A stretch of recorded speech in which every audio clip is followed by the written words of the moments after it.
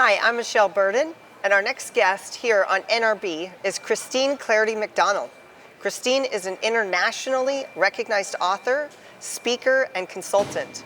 She experienced 2 decades of homelessness, addiction, human trafficking, commercial sexual exploitation, 103 arrests, and 7 stints in prison. She was left totally blind after choosing the life of her unborn child over medication that would have saved her eyesight. But she overcame this and her past in the human trafficking industry to help others. Christine has received numerous awards, including the 2009 Inspiring Change Honor and the 2010 Ex-Offender of the Year Award from the Kansas City Crime Commission and the Second Chance Foundation. Welcome, Christine. Can you give us a little background on how you ended up homeless and in human trafficking? Yes, thanks for having me. I'm very excited to be here at NRB. I grew up in a fatherless home, in and out of the foster care system. And because of those things, those made me very vulnerable. Sexual abuse, right? My mother was an addict. There were a lot of just really kind of messy things. Those things in and out of the foster care system, really not having a place to belong, 21 different schools, not much time to learn how to read and write.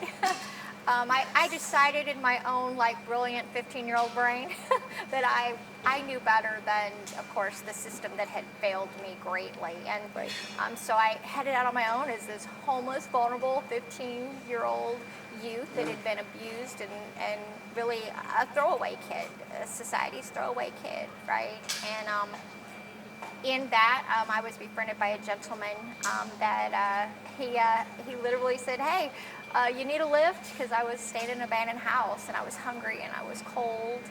I wasn't sure what I was going to do. I didn't really have a plan because, well, I was a 15-year-old trauma-impacted person. And he had a job for me. My job was to sell flowers in honky-tonks. And so I would go in and I would just sell these flowers and I'd get paid a little money. He gave me a place to stay. He didn't ask me any questions. So in my mind, I was like, I'm safe. He's not touching me. I'm not being harmed. I have food. And I'm not in the system. And I'm not being sent back home. Right. And with that, in that time, over several months, as he had earned my trust, we would call this grooming. He told me, "Hey, I'm going to be out of town for work for a few months and I care about you. You've been a great employee and I want to make sure you're taken care of." He did 2 things. The first thing he did is he handed me an ID that actually had the fake name that I'd given him as I'd introduced myself with my bogus name. I was Stacy Carr, and I said that, I was 19. And he gave me a fake ID that actually had my name as Stacy Carr and that I was 19 and had a picture on it. And he introduced me to a gentleman that he said was his brother. And he said, "Because you've been a great employee and I want to know you're looked after and I'm going to be gone, I want my brother." I reached out to him and he's going to give you a place to stay and he's going to take good care of you. At that time, I had no reason to, I didn't want to draw a question or concern about, I wasn't who I said I was, right? As this 15-year-old who just didn't want to go back in the system. And this gentleman actually sold me to this man for $2,500. And the gentleman that he sold me to owned a number of adult entertainment facilities in Oklahoma City, Coffeyville, Kansas, and Tulsa, Oklahoma. And from that point forward, I was bought and sold out of the VIP rooms of gentlemen clubs. That's kind of how that all started. Oh, it just sounds horrible. I was a fatherless child as well. My dad died before I was born, and my mom never recovered from that. So I grew up in a very depressed home, and I can't tell you how many times I thought about running away. So, I think a lot of girls do that. You grow up, and the father is such an important part of the home environment. Exactly. And when there's not a dad in the home, either because of divorce or because, of a problem, it can really affect the little girl, the girl in the home. And so I can see how easily that could have happened to me as well. I mean, I can feel your pain and what you were feeling, how you wanted to get out and hopefully find a better opportunity, a better life. It didn't turn out that way. Not so much. What was it like for you, Christine, day to day, and how did you survive? Well, today I can say God, but then of course I had no comprehension of that.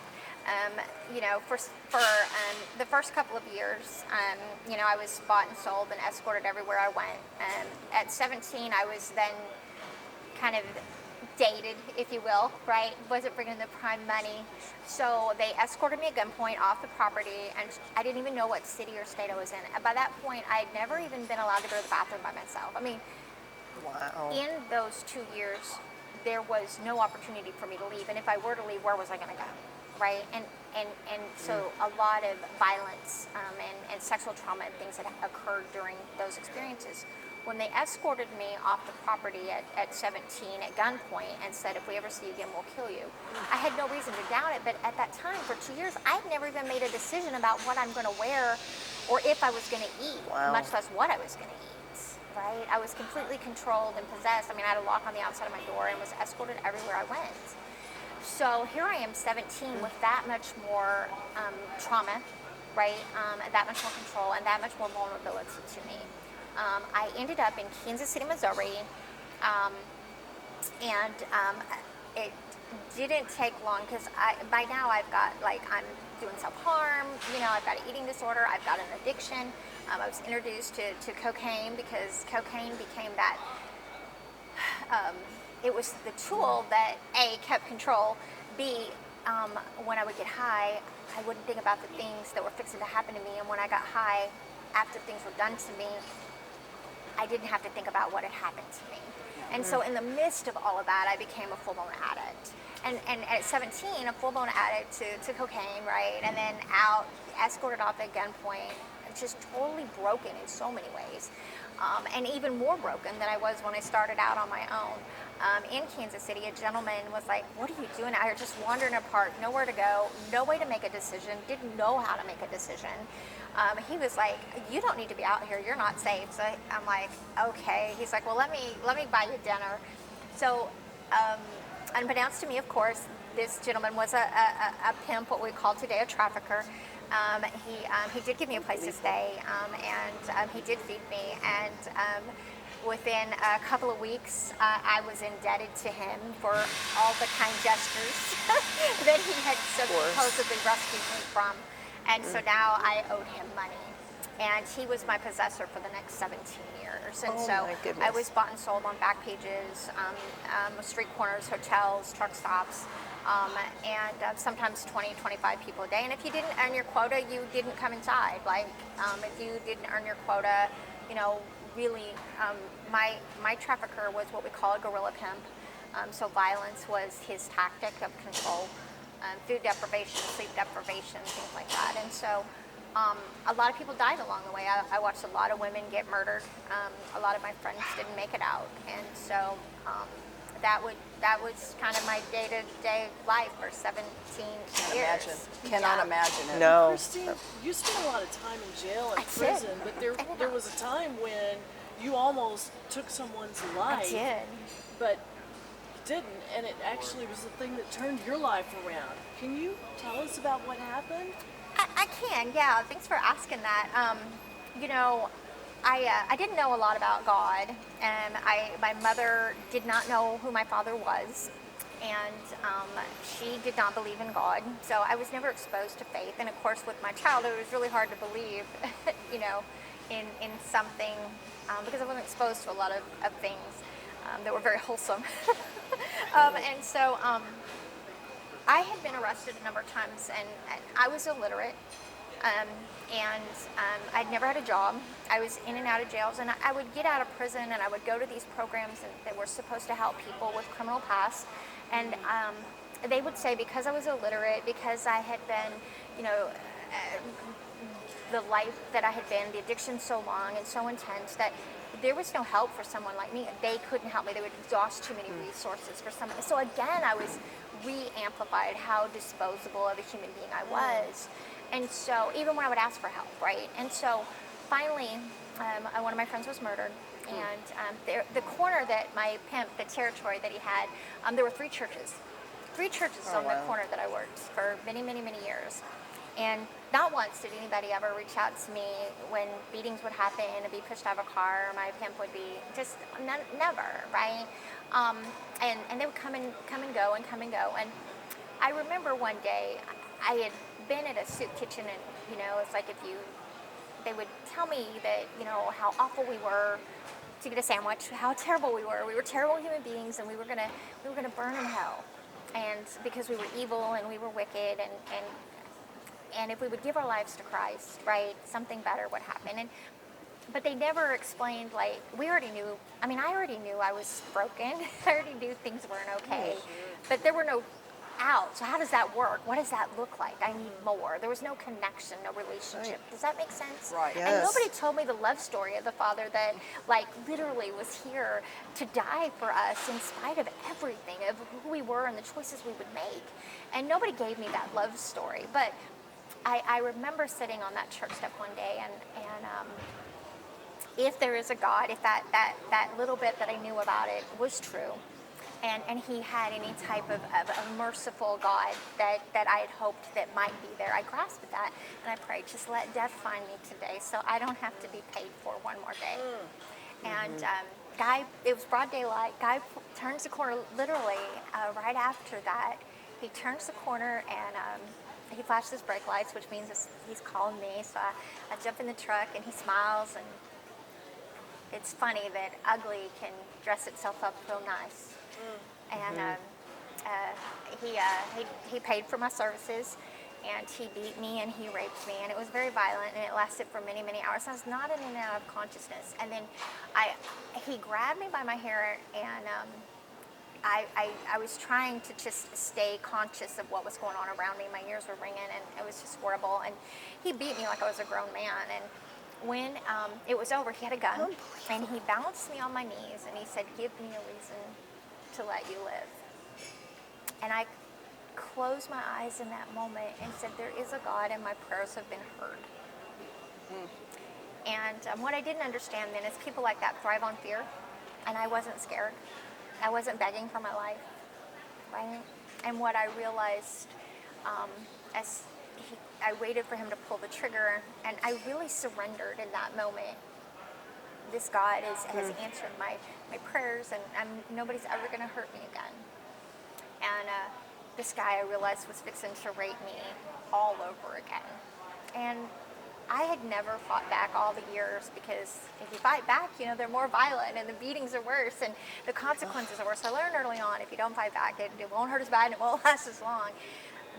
And in that moment, I was so mad at this God I had finally prayed to, and betrayed me, is how I felt in that moment.